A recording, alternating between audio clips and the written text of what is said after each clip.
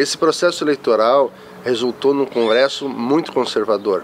Talvez depois do período militar, período da redemocratização, esse seja um dos congressos mais conservadores, se não o mais conservador.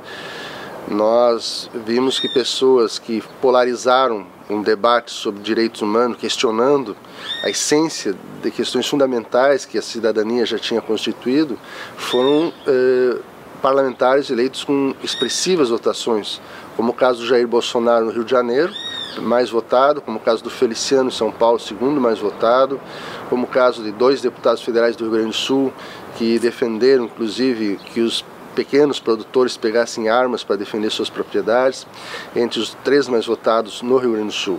Então, esse processo ele vai fazer com que os movimentos sociais no país tenham a necessidade de se organizar com muita força para poder garantir os seus direitos já conquistados e para poder conseguir algum tipo de avanço social em relação à atual legislação e em relação a questões de políticas sociais no país.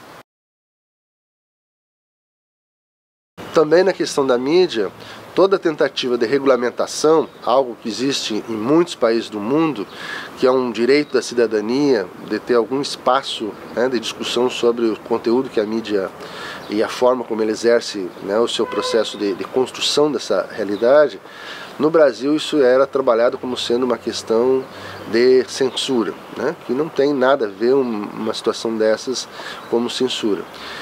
Então nós percebemos que há um discurso muito forte conservador e que isso tende a balizar, né, ou tende a, de alguma forma a ser um elemento que vai impulsionar um setor da direita brasileira no sentido de diminuir ou de alguma forma acabar com alguns direitos, né, conquistados no Brasil e impedir novos avanços.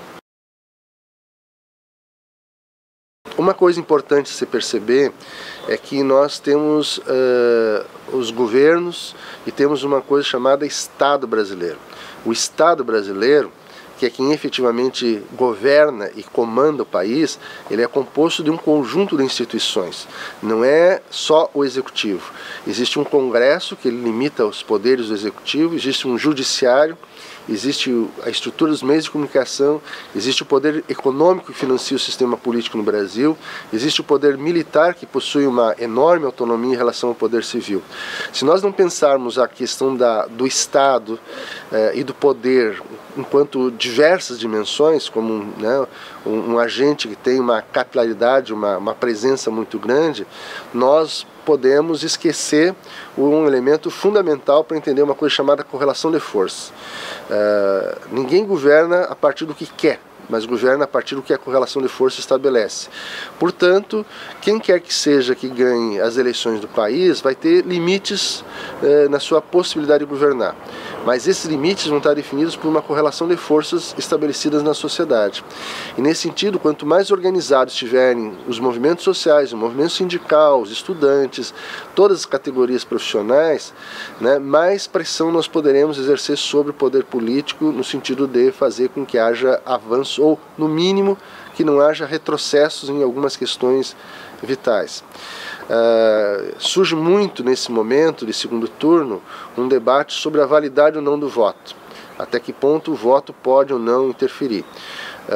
É verdade que existem limites, né, na questão do poder, mas existem também ameaças à própria questão do Estado de Direito, quando a gente vê muitos representantes dessa extrema direita sendo eleitos no país. Eu gostaria muito, por exemplo, que pessoas como Jair Bolsonaro e outros fascistas que gostariam de ter, né, eleger um governo mais conservador, também chamassem o voto nulo. No entanto, isso não vai acontecer, né? Então, o voto nulo, ele, embora pretensamente seja um tipo de voto que não se compromete com nenhum dos projetos que são limitados, os projetos pela própria estrutura do Estado brasileiro, ele sempre vai favorecer alguém nesse embate. Outro elemento que também precisa estar claro na avaliação disso é que o Brasil, e ele está demonstrando muito profundamente nesse momento, ele tem resquícios muito fortes numa estrutura de uma cultura autoritária. O Brasil é um dos últimos países do mundo a acabar com a escravidão. O Brasil, durante muito tempo, teve um sistema político completamente viciado e controlado pelo chamado colonialismo, né, os grandes caciques políticos, e hoje ainda a gente mantém um país onde toda a representação política ela é bancada economicamente pelo grande capital. Portanto, nós temos muito mais representantes do capital do que representantes dos demais segmentos da sociedade brasileira. Então isso faz com que haja uma enorme deformação do que a população pensa e da sua representação, né? E isso está permitindo que volte no Brasil algo que já estava um pouco mais bastante superado, se entendia ao menos, que é a homofobia, que é o preconceito, que é o discurso que está levando inclusive a diversos tipos de justiçamento de pessoas em diversas partes do país. Frequentemente isso está acontecendo, né, que é a ideia de fazer justiça com as próprias mãos. Então nós vivemos um momento bastante delicado, né, um momento onde só existe uma saída para um país como o nosso através da democracia, através do respeito aos direitos humanos, através do respeito às leis, né? E nós estamos vendo situações onde isso está ameaçado.